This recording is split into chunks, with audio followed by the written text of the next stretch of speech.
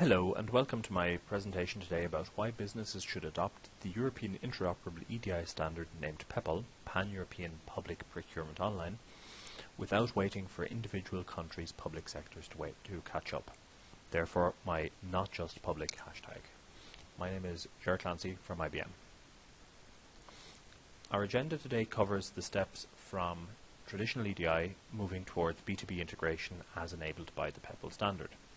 I also look at how PEPPOL finally turns international electronic trade into an easy concept for any business, and at the standardized electronic documents which form the basis for PEPPOL. On the final page you have the link to my IBM homepage with my contact details as well as access to my PEPPOL blogs, which provide much deeper information than I'll cover today. Now on slide 3 you can see a general view of traditional EDI and electronic trading relationships. Note the vertical silos which have been created over time by individual large enterprises following strategic e-procurement initiatives and effectively forcing their downstream trading partners to either adopt to their chosen format, platform or technology, or risk losing the business. Any synergies from the point of view of the smaller trader are purely accidental, and the thing that they will fear most is another large trading partner deciding to use yet another standalone method for electronic trade. From the point of view of an individual large company shown here, they've simplified their trade and reduced costs, but what they don't necessarily take into account is that they've just transferred their cost and complexity downstream onto the smaller traders.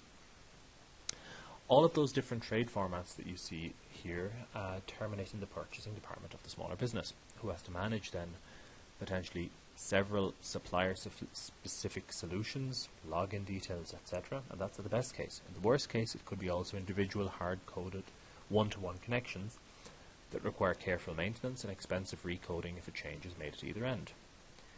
The cloud icons represent the different kinds of e-commerce and EDI service providers, trading platforms, value-added networks, etc., all of which give access to electronic trade in one form or another, but which are generally also relationships governed by individually negotiated contracts. The trading platforms do offer wider scope, but the trade-off for this is that you have to join up to what would be a closed trading network. Till now, a business at the end of this chain finds itself more and more encircled by spears, all pointing in but with little hope of being able to push back. It's time for us to turn that on its head. So as we overlay the PEPPOL network and the smaller business becomes PEPPOL compliant, you see now the blue PEPPOL gateways or access points are also controlled by service providers, and sort of as in the previous view.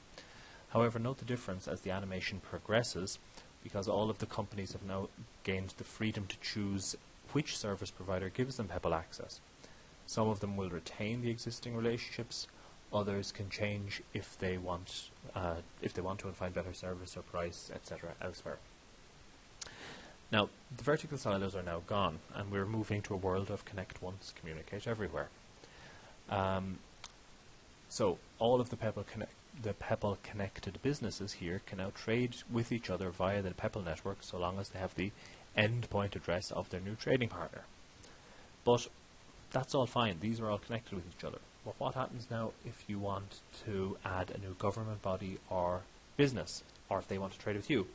Well, they simply need to join up to PEPPOL via an access point provider of their choosing. And what happens then if you find a new client that's not yet PEPPOL enabled? For them, you can access them still via legacy networks, assuming that they're already trading electronically while PEPPOL is being set up. But once PEPPOL is available, the need for that peer-to-peer connection then diminishes, as we saw with the other larger companies earlier. So if we move forward then to the next slide, you'll see what would be a common enough B2B trading relationship. But what happens if you want to add an international aspect to that? Traditionally, you would have had to either navigate a daisy chain of value-added service providers to hopefully get your message to its destination. Now, this is something which was fraught with complexity, cost, and the risk of messages not getting through. Alternatively, you could sign up to a trading platform which operates potentially across multiple countries and do offer cross-border flexibility, but again, that's the trade-off of needing a closed trading network to achieve it. In this case, only if everyone concerned is already has already negotiated an individual contract with that specific trading platform, can they freely exchange messages on it. PEPPOL, however, enables a wider geographical reach without the dependency on an individual service provider. The important thing now is that the trading partners at either end gain PEPPOL access and compliance via a service provider of their choice. This could very well be a single access point provider operating internationally, or local separate service providers. It just doesn't matter. PEPPOL is about the trade and not about the service providers. Now, what happens if we want to add public sector trade in that other country, or add other countries with either commercial or public sector trading endpoints? At the end of the day, it's the responsibility of the individual entity to get access to the PEPPOL network, and after that the borders are removed. The final element we're going to look at in this chart looks back at the initial trading relationship that we saw in country A. The large enterprise here joined up to PEPPOL and expanded their trade across both public and private sector and across multiple countries, but they still continue to trade with their initial trading partner via the legacy system. Now that that trading partner joins up to PEPPOL, they also gain access to all of the same trading partners that you see here on this chart, and all other endpoints on the PEPPOL network. The peer-to-peer relationship that was initially there is now no longer needed. So, moving to slide 5, we're going to talk a little bit about electronic documents facilitated by PEPPOL and their routings.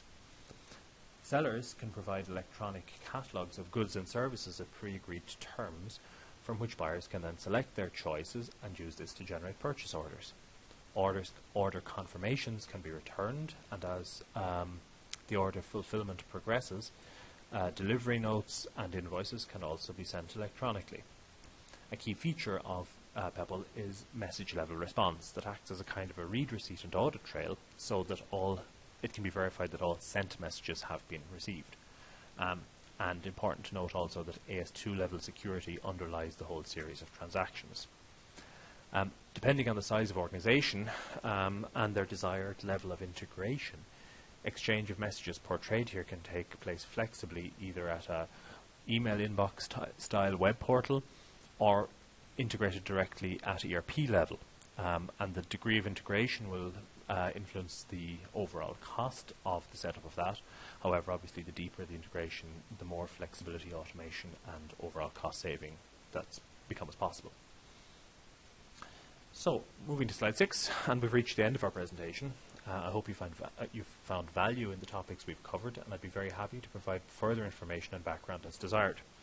The best way to reach me is via my IBM homepage, ibm.co/Gertlancy, as you see here, where you can see all of my contact details, and also if I'm online, you can instant message me directly from there.